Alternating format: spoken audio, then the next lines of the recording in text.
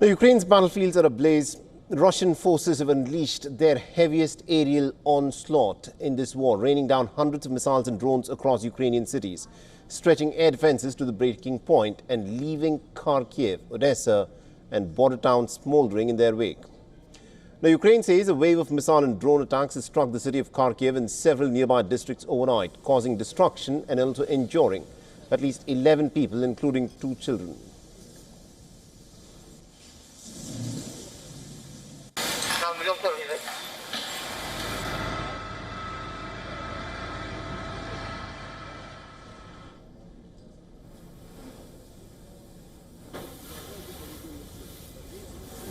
President Zelensky, in fact, shared these images, saying that at least about 8 Shahed drones had struck the site, damaging nearby apartment buildings as well as in Kharkiv.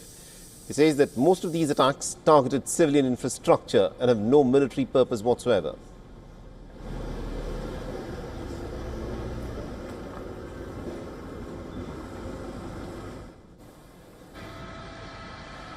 Now, Ukraine's southern Odessa region also came under heavy Russian attacks. Kiev says that a delivery depot and several cargo trucks were destroyed. No casualties were reported.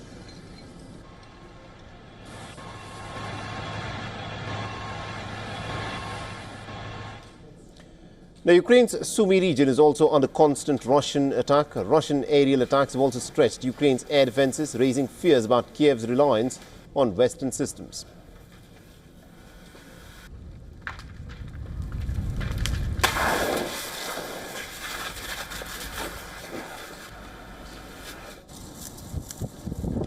Ukraine, on the other hand, has been launching deep strikes within Russian territory, while Russia has been using superior air power to pummel Ukrainian positions. Kiev has been relying on long-range drone strikes to inflict damage inside Russia. The debris from one attack damaged a residential block in the Russian capital earlier in the day.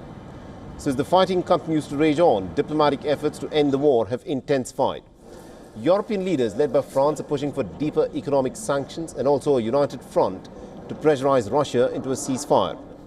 The Macron is warning that the US response or a lack of response will be seen as a test of Donald Trump's credibility and commitment to global security.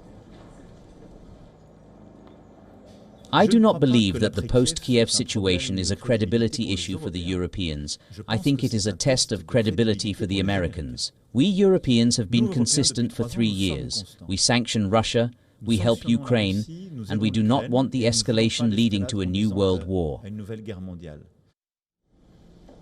Now, the American President Donald Trump's envoy to Ukraine, Keith Kellogg, has said that Russia's concern over the eastward enlargement of NATO is in fact fair, and that the United States do not want to see Ukraine in the US-led military alliance. Now, General Kellogg further said that the sequencing of the peace talks will include an attempt to merge the 2 memorandums drafted by Ukraine and Russia into a single document with talks in Turkey. Behind the scenes, the push for peace is gaining momentum. Now, Turkey has proposed hosting a summit with leaders of Russia, Ukraine and the United States to broker an end to the war. Now, Moscow says it is sending a team of negotiators to Istanbul for a second round of direct talks with Ukraine on Monday, though Kiev is yet to confirm if it will attend. But Zelensky has accused Russia of withholding the memorandum that is needed for a potential peace talks.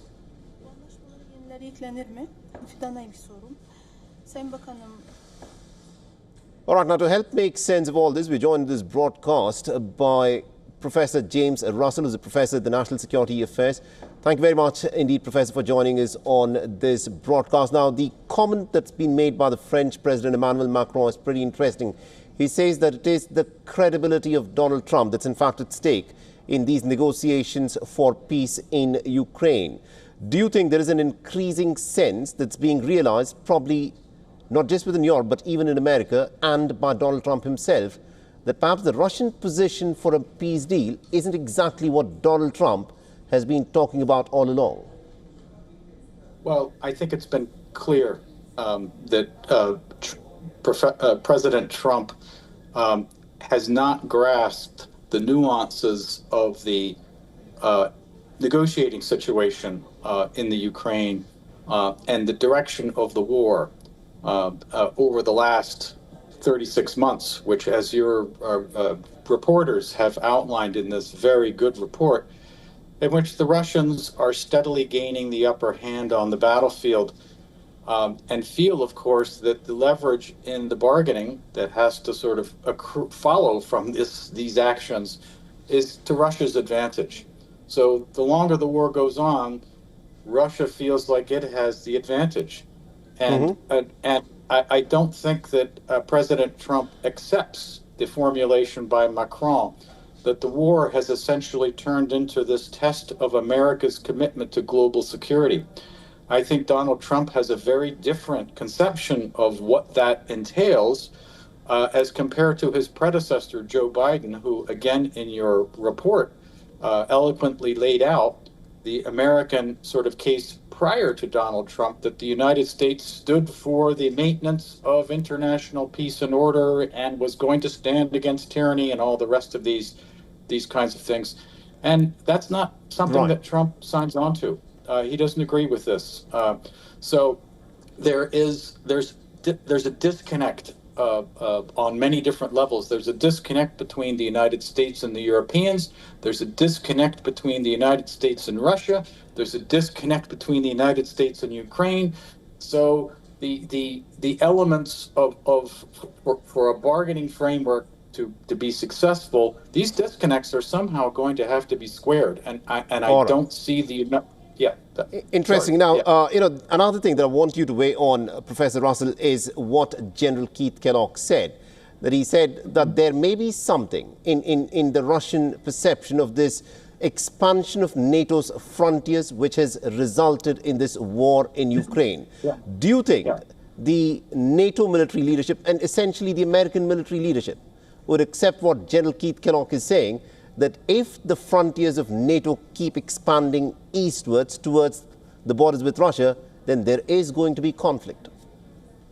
Oh, I don't think there can be any question about this. Russia has been clear about this point. This starts in 2008 when Vladimir Putin goes to the Munich Security Conference and tells the West that we will not put up with the expansion of NATO to our frontiers, and we regard this as a red line, which in international relations speak means we will go to war. So he invades Georgia. In other words, this has been the Russian objection all along. And there's, of course, a school of thought in the American foreign policy commentary. People like John Mearsheimer, for example, at the University of Chicago, have been making this point for the last 15 years, that the West has played an instrumental role in the creation of this circumstance, in which President Bush Jr., for example, he told the Ukrainians back in 2005, that they could be part of NATO. So there can be no question that the United States and its Western allies have played a role in their encouragement of the Ukraine joining the European Union, becoming a part of NATO. This guaranteed that Russia was not going to put up with this, as Putin repeatedly told us, and yet we kept on with the rhetoric and the policy. Interesting. Thank you very much, Professor Russell, for joining us with that perspective.